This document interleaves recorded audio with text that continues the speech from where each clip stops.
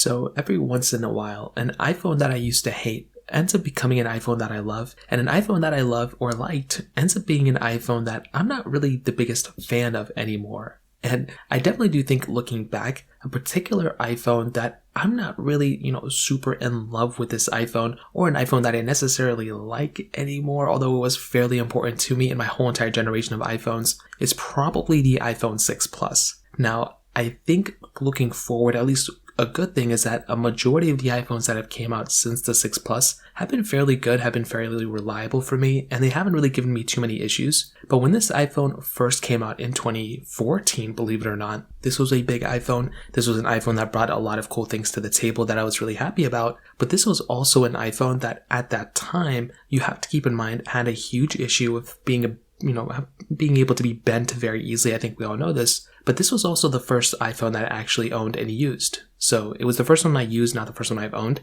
And I had a pretty decent time with it. But looking back, I'm actually kind of saddened about a few things with the iPhone 6 Plus. And honestly, since iOS 13, I haven't really necessarily liked this iPhone. I haven't really loved it. And my likeness and love of this iPhone has gone down so much, mostly because of the iPhone 6s Plus being as good of an iPhone as that is. And as long as that iPhone had lasted, it seems like Apple really wanted to go ahead and basically focus in on improving that iPhone and kind of leaving the past in the past. And that's basically what happened with the iPhone 6 Plus, I think. Apple had a really, really bad time with that iPhone. The bending issues, all those types of problems. And I think looking forward now, at least with a device like the iPhone 6 Plus, at least it is kind of left in the past, which I think is nice. Apple's still supporting this iPhone with iOS 12 updates, which is pretty insane. But for the most part, for a majority of people out there, you are pretty much, in my opinion, going to be off in a better situation if you just basically avoid this iPhone for the most part. Don't end up buying this iPhone.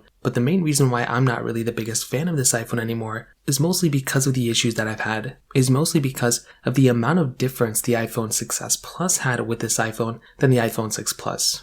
And I've always felt like that ever since iOS 13, 14, 15 came out, and even now with iOS 16 updates still rolling out, iOS 15 is still getting support quite a bit. We're still getting 15.7.6. I'm sure the next couple betas of iOS 16 are going to be insane as well. And with iOS 15, you are actually getting a very, very solid device with a lot. And with the iPhone 6 Plus, this was an iPhone that I think came out, probably was a big issue for Apple, and they wanted to leave it in the past as much as they can. And it's funny because this was pretty much the first iPhone that I ever used as a main device. So, in terms of that pretty much covers it up. If you have any other thoughts or questions, let me know in the comment section below. Hit the like button, that will mean so much, but definitely hit that subscribe button. More importantly than everything else, I love every single one of you guys. Hopefully I'll catch you guys in the next video. Peace out, till then.